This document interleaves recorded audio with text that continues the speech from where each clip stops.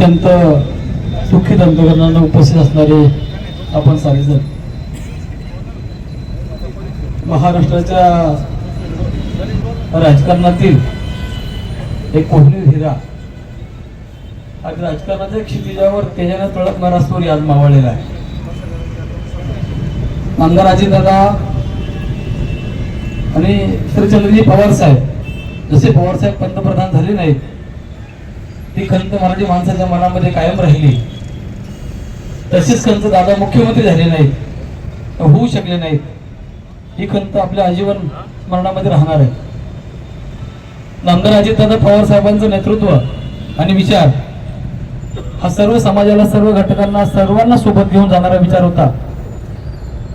त्या पक्षाचा जो विचार आहे, काँग्रेस पक्षानंतर राष्ट्रवादी काँग्रेस पक्षाची निर्मिती झाल्याच्या नंतर या महाराष्ट्रामध्ये पुरोगामी महाराष्ट्राचा विचार पुढे नेण्याचं काम पवार साहेब, नंतर अजितदादा आणि हा पक्ष सातत्याने करतोय. पण आज सर्वांना न्याय देण्याचं काम करत असताना अजितदादांची अचानक झालेली एक्झिट ही सर्वांना चटका लावून जाणारी आहे. दादांकडे काम तुम्ही कुठलंही घेऊन जाऊन काम झालं नाही असं कधी झालेलं नाही. मला अनेक आठवणी आठवण येत आहेत की दादांना मी अनेक वेळा पुण्यामध्ये, मुंबईमध्ये अनेक वेळा अनेक कामाच्या निमित्ताने त्रास दिलेला. दादा मला म्हणायचे, अरे तू कुठे चालला इकडे मुंबईला, तुला पुण्याला येत नाही का, आण काय आणलंय ते, असे ओरडायचे मला आणि सही करून द्यायचे.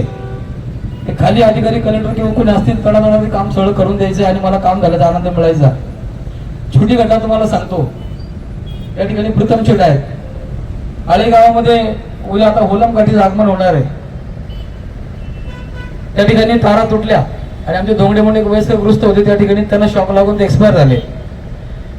ते झाल्याच्या नंतर आम्ही दोघांनी हा विचार केला की या तारा सगळ्या ओलमकाटला अडचण करतायत, याला आपल्याला निधी आणला, तारा क्वारंटाईन केल्या, वेगवेगळ्या केल्या, तर गावच्या बाजारपेठेपासून वेशीपर्यंत आपल्याला त्या ओलमकाठीचा जो काही ती काठी आपण मिरवणूक काढतो ती चांगली करता येईल. पत्र लिहिलं, आतुषेठ बँके साहेबांचं पत्र घेतलं, मुंबई गाठली, मंत्रालयात गेलो आणि दादाला सांगितलं, दादा हे काम माझ्या आळे गावामध्ये जेजुरीच्या मानाच्या काठीची यात्रेचं काम आहे, गावातलं काम आहे, पहिली ग्रामपंचायत आहे जिथं अंडरग्राऊंड केबलिंगचं काम करायचं आहे.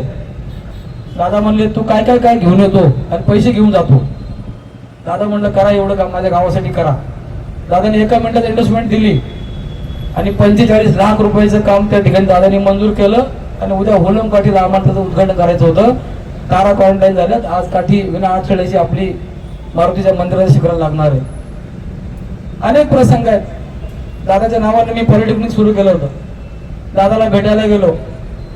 दादा म्हणले तू हे उद्योग करतोय, तुला जमल का सगळं, पैसे बिशे आहेत का तुझ्याकडं, फार करारा आणि फार करारी आवाज दादाचा.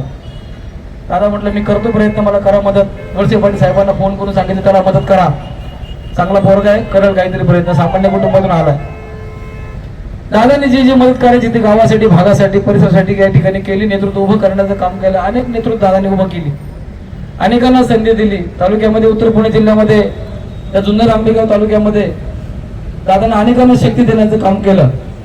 विकास कामांमध्ये असेल, पिंपळगाव जोगा असेल, चिरवाडी पातळीचं काम असेल, रस्ते असतील, बंधाऱ्यांची कामं असतील, धरणाचं कॅनलची बाकीची कामं असतील, दादाने फार मोठं काम या निमित्ताने केलं. आणि आता काल परवा मी दादाला बारामतीत भेटायला गेलो 8 दिवसापूर्वी.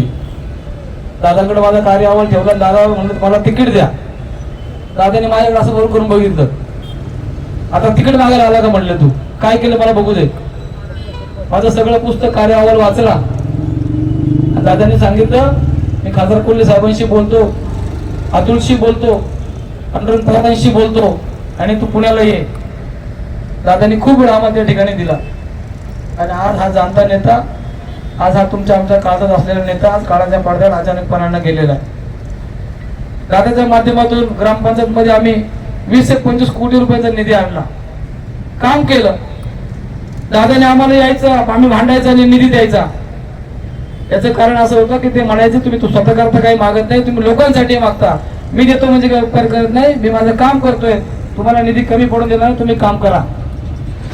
दादाचा हा बेधडक स्वभाव, अत्यंत वक्तशीर, वेळ पाळणारा दादा आज अचानक अवेळी का गेला, का आम्हाला असं पोरग करून दादा या ठिकाणी गेले. दादाच्या जाण्याची पक्षामध्ये, महाराष्ट्राच्या राजकारणामध्ये एकूण जी पोकळी निर्माण झालेली आहे ती कधी भरून येणारी नाही. अतुलजी बेनके साहेबांना मी धाय मोकलून मागाशी रडताना बघितलं, त्यांनी काळी पिळवटून गेलं की काय नातं असू शकतं.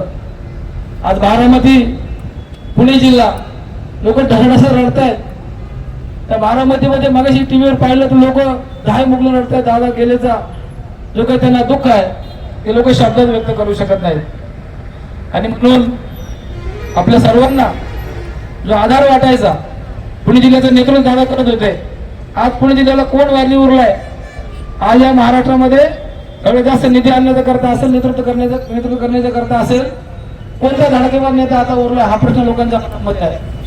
पक्षी राजकारण होईल, सत्ता येतील जातील, पण सामान्यांना आपला वाटणारा माणूस तयार होणं ही सोपी गोष्ट नाही. आदरणीय पवार साहेबांच्या पक्षात तयार झाले दादा. आज सरकारमध्ये उपमुख्यमंत्री, आपल्या जिल्ह्याचे पालकमंत्री, अर्थमंत्री, त्या ठिकाणी आपले दादाकडे क्रीडा मंत्री, ते दादाकडे आहे. अनेक खात्यांच्या माध्यमातून दादांनी कारभार राज्यामध्ये केला.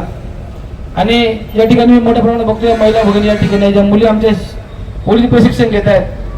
अनेक चांगले निर्णय त्यांच्या करतात दादांनी केले. महाराष्ट्रातल्या कानाकोपऱ्याला कुठलाही असा माणूस नाही की दादांना जो प्रेम करत नाही. आणि म्हणून दादांचे अक्कली जाण्यामुळे आपल्याला सगळ्यांना जे दुःख झालेलं आहे ते दुःख शब्दामध्ये व्यक्त करणं अशक्य आहे. पण आपल्या आळे आणि आळीफाटा परिसर आणि पिंपवडी जिल्हा परिषद गट, आपले तमाम नागरिक या सगळ्यांच्या वतीनं या ठिकाणी उपस्थित असणारे आमचे जे काही मित्रमंडळी बोलू शकले नाहीत, अनेक पक्षाचे लोक या ठिकाणी आहेत. पक्षाच्या पलीकडे जाऊन आपण दादांना प्रेम केलेली माणसं आहोत.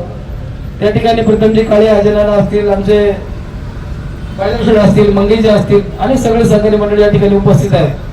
त्या सगळ्यांच्या वतीनं मी आदरणीय आमदार अजितदादांना भावपूर्ण श्रद्धांजली अर्पण करतो. आणि हे दयाघन परमेश्वर आमच्या दादाला आपल्या चरणाजवळ लीन करून घे. दादाच्या पवित्र आत्म्याला चिर शांती दे.